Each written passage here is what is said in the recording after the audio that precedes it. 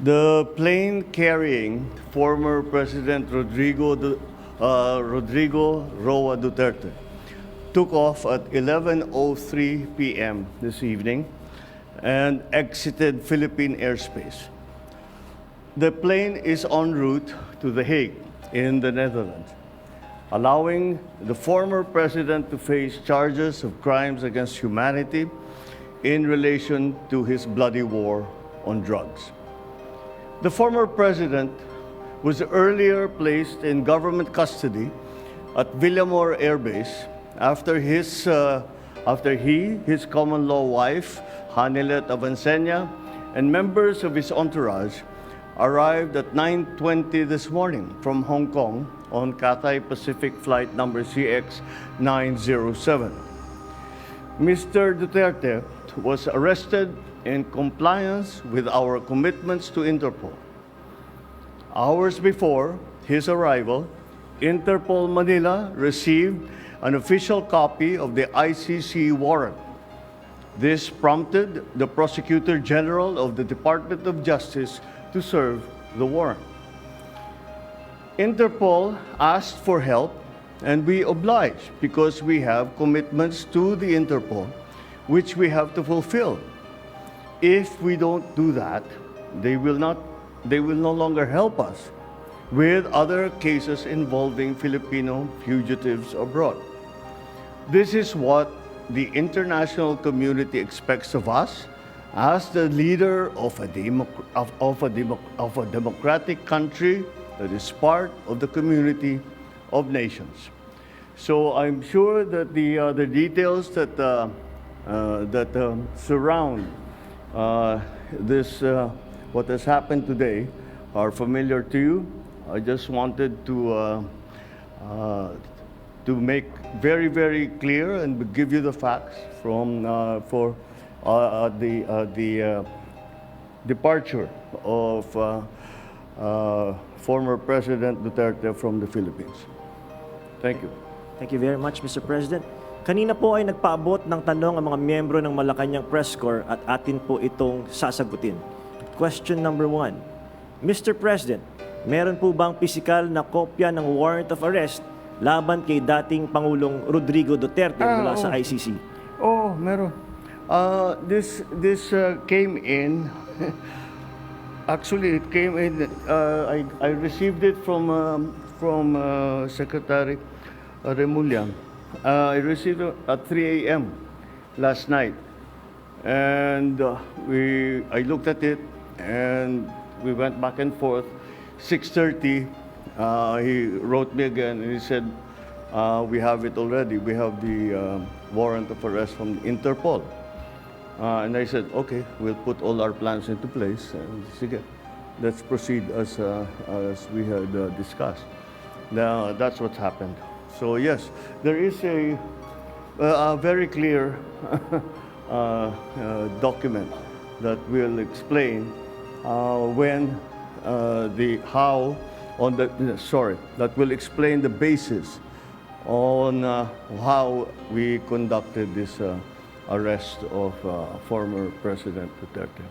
Sir, is it okay if we give them a copies of the arrest warrant, photocopies of the arrest warrant? Would that be possible? Do we have limitations on that? We have the limitations, but We have here the SILG, who has been, of course, part and parcel of the entire operation. We will provide the PCO with a digital copy. It has been attested by the Secretary of Justice and the Department of Justice as a lawful and legal warrant. We will publish it after this press conference, and you can use it as reference. These are, it's very simple.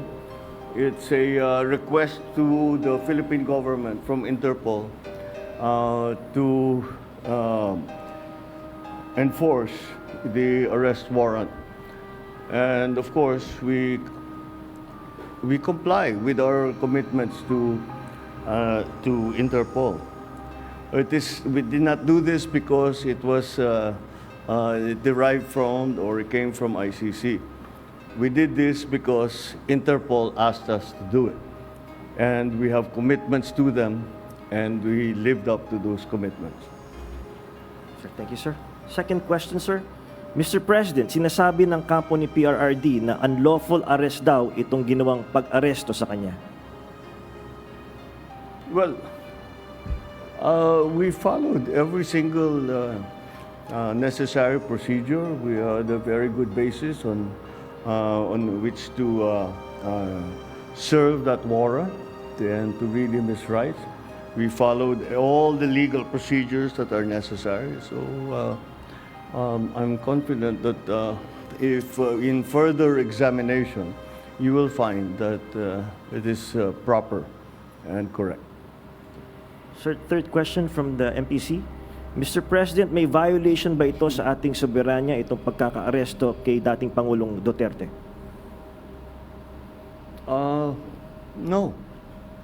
Bakit naman? Dahil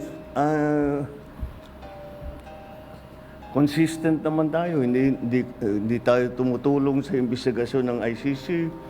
Meron tayong contact sa kanila, natural. Pero no, not on an official level. We didn't help them in any way. The arrest, what we did, the arrest that we did today was in compliance with our commitments to Interpol. It just so happened that that came from ICC. But it's not because it came from ICC. It's because it came from Interpol. Pang-apat po na tanong, Mr. President, sinasabi po nila na ito ay political persecution lamang at may kaugnayan din daw sa 2028 elections. Okay, well, I'm sure sasabihin nila yan. But this case started in 2017 when we were still members of the ICC, and it was during the time of former President Duterte. So I don't see how that can be political persecution on my part, because it was initiated before I even came into the picture. So that would seem. But once again, we have to recognize that, you know, of course, it's natural for people to put lalagyan ng politika, kulay ng politika. Pero sinundan lang natin yung ICC, yung Interpol. Hindi natin kinakausap yung ICC. Marami silang hinihingi sa atin ng mga dokumento, wala kaming binigay.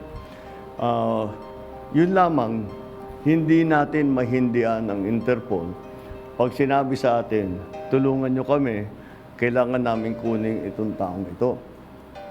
Dahil, kung maalala ninyo, lahat ng mga tumakas dito sa Pilipinas, kagaya ni Alice Go, kagaya ni Arnie Tevez, kung sino-sino pa, pati naman yung mga human trafficking sa Myanmar, pati sa mga nadadamay. Sinong tumulong sa atin para makita natin yung mga ating kababayan na inaapi at ginagamit sa masamang paraan?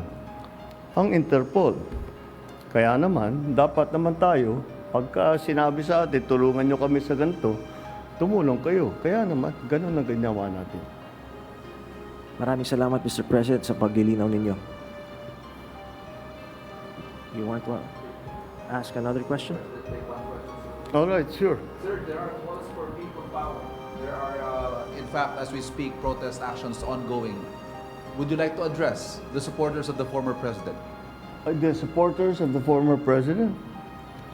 Well, you know, again, the government is just doing its job.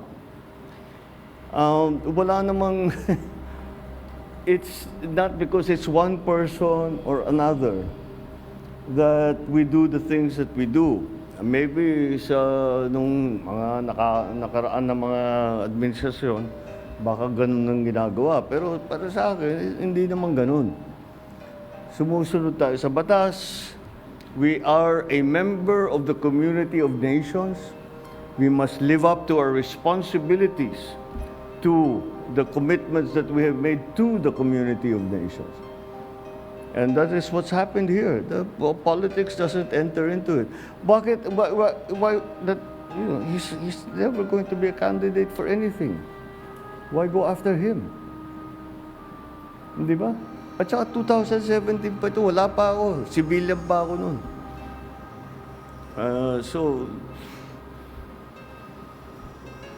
this is this is the evolution of his case, and this is where we end up.